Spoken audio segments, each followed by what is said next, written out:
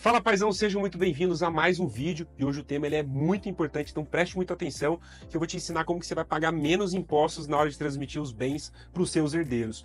Não sei se você me acompanha no Instagram, mas infelizmente, agora no começo do mês de julho, minha mãe acabou falecendo. Então, além de toda a tristeza, né, de perder minha mãe, eu ainda tive que resolver toda a questão do processo de inventário, da transmissão do patrimônio da parte dela para os herdeiros, no caso eu e o meu irmão.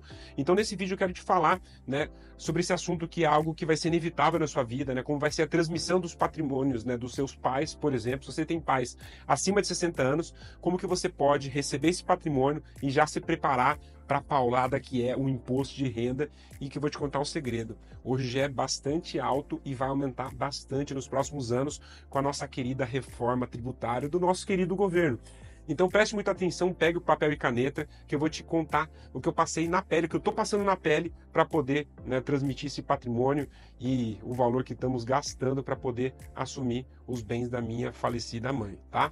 Então, para começar, quero te trazer um cenário geral de como que funciona, né, a transmissão dos bens, né, de um falecido para seus herdeiros.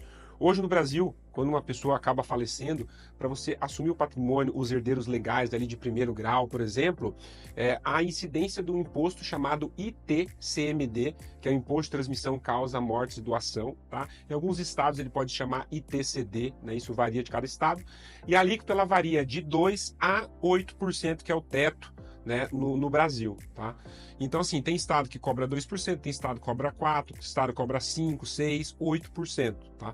No caso, em São Paulo, o imposto é de 4%, e no caso, onde minha mãe faleceu, que é no Mato Grosso do Sul, é de 6%. Então, tem 2% a mais aí de imposto, que no caso ele acaba sendo um imposto onde, né, era o domicílio do falecido, tá?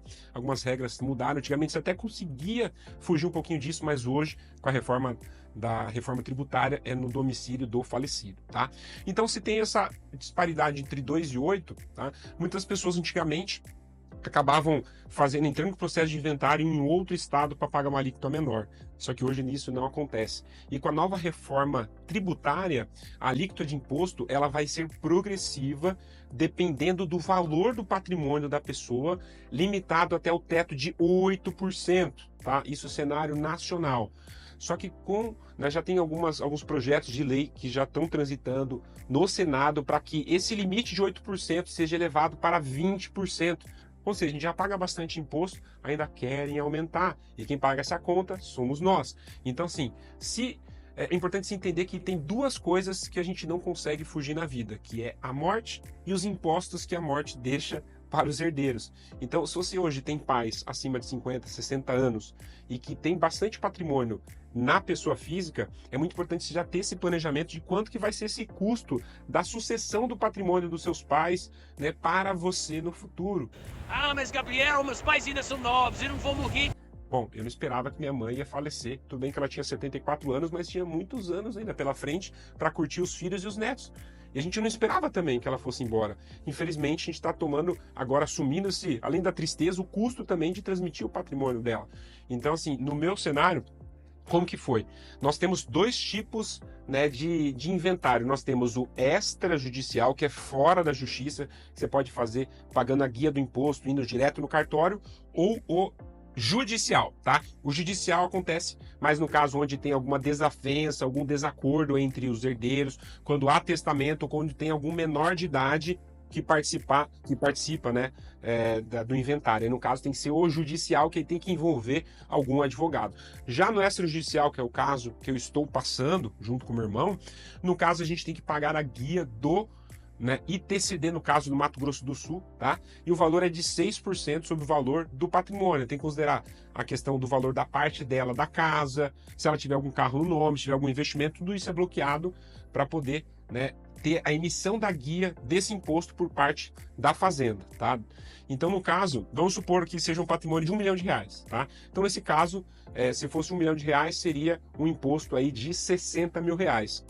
Aí que acontece? O grande problema que as famílias hoje enfrentam, as famílias brasileiras, é falta de liquidez, falta de recurso financeiro para poder pagar o processo de inventário. E aí o que acontece? Muitos inventários acabam ficando arrolados, não conseguem evoluir, e aí o patrimônio fica bloqueado por falta de recurso dos herdeiros. Muitas vezes você pode pedir na justiça ali, no inventário judicial, para desbloquear algum patrimônio, algum dinheiro para poder pagar os impostos. Mas se você tiver patrimônio imobilizado, bens, pode ser um pouco mais complicado. Às vezes você tem que liquidar um patrimônio ali por um valor menor de mercado para você poder, de fato, conseguir liberar aquele patrimônio. Tá? Então, vamos considerar nesse caso 60 mil. Se você não tiver o recurso, alguns estados dão a possibilidade de você dar uma entrada ali de 10%, 15%, né, sobre esse valor e você parcelar o saldo em até 36, 48 vezes, mas aí tem incidência de juros que geralmente é Selic mais 1%, tá? Então, no nosso caso, como a gente estava sem recurso para poder custear o valor integral do ITCD, a gente vai dar essa entrada e assumir um parcelamento ali. Depois que assumir esse parcelamento, depois que quitar, aí sim eu pego todo o comprovante das guias pagas e levo no cartório para dar entrada na questão do registro, de todos os custos ali, né, para poder transferir esse patrimônio para o nome meu e do meu irmão. Tá? Então, às vezes, uma brincadeira dessa vai 50, 60, 80 mil reais, e se você não tiver liquidez, ou você tem que se descapitalizar do seu próprio bolso. Mas existe uma solução que eu vou trazer para você em alguns minutos, tá? Já no judicial, como eu disse, é para quando acontece, tem um testamento, tem menores de idade, ou tem alguma desavença entre os herdeiros. Já no judicial, o custo é um pouco maior, porque você tem que envolver advogado. E o advogado, né, cobra geralmente 2, 3, 4, às vezes 10% do valor do patrimônio, tá? Tem mais alguns custos da justiça, por exemplo. Então, no extrajudicial, o que você vai pagar vai ser a custa do imposto do ITCMD ou ITCD em alguns estados, mais o custo de cartório. Já no judicial, você tem a custo de advogado, cartório, custo da justiça. Então, o inventário vai custar no judicial em torno ali de 10, 12, às vezes 20% do valor do patrimônio. Bem caro, não é? E aí, existem algumas soluções para você poder se planejar e se proteger, para você poder, né? Na verdade, você não consegue evitar, mas você consegue planejar para você não ter essa dor de cabeça e esse alto desembolso financeiro no futuro. A primeira solução que muitas pessoas estão fazendo, mas geralmente é mais indicado para quem tem bastante patrimônio, que é a holding familiar. Que é, no caso, a holding familiar, aí no caso você, junto com um advogado especialista, abriria uma empresa, né, no caso de administração de bens, e você integralizaria o patrimônio, né, dos seus pais dentro dessa empresa, e aos poucos você pode fazer doação das cotas para os herdeiros, ou pode fazer, né, no caso, respeitando o limite ali em torno de 71, 72 mil reais por ano para não pagar imposto, ou você pode integralizar e fazer pagar o imposto, né, de doação em vida ali, para poder transferir parte desse patrimônio para evitar outras custas no futuro, tá? E uma outra solução mais barata que possa ser mais acessível para as pessoas, que é o seguro de vida. Seguro de vida hoje é a solução financeira, a única solução financeira no mercado que não entra dentro do inventário, do espólio, né, no processo de inventário. Então, assim, seguro de vida, vamos supor, se minha mãe, no caso, tivesse um seguro de vida de 80, 100 mil reais, eu e meu irmão, como somos herdeiros, receberíamos essa cobertura ali em torno de, no máximo, 30 dias após o falecimento, e usaríamos esse recurso para poder custear o processo de inventário. Como ela tinha 74 anos, tinha uma saúde debilitada, as seguradoras não aceitavam ela, infelizmente a gente não tinha essa solução.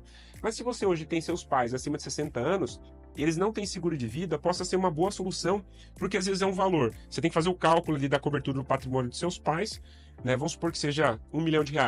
Pega uma cobertura de pelo menos 100 mil reais, 100, 200 mil reais, e vai dar um valor ali de 300, 400, às vezes 500 reais por mês, para você poder já pagando. Você pode muitas vezes seu pai ou sua mãe pagar, ou muitas vezes você ou o outro herdeiro, irmão ou irmã, também pagando esse seguro para poder já meio que antecipar essa transferência de patrimônio. Então, o seguro de vida eu coloco como uma solução com melhor custo-benefício para você poder já se preparar para algo que vai ser inevitável, que vai ser, né, o falecimento dos seus pais no futuro, seus entes queridos, por questão de idade, e o imposto que isso vai deixar. Ainda mais que com a reforma tributária, a perspectiva, a gente sai de um cenário onde você vai pagar no inventário 4, 5, 6, 8%, às vezes para 15, 20, 30% no futuro.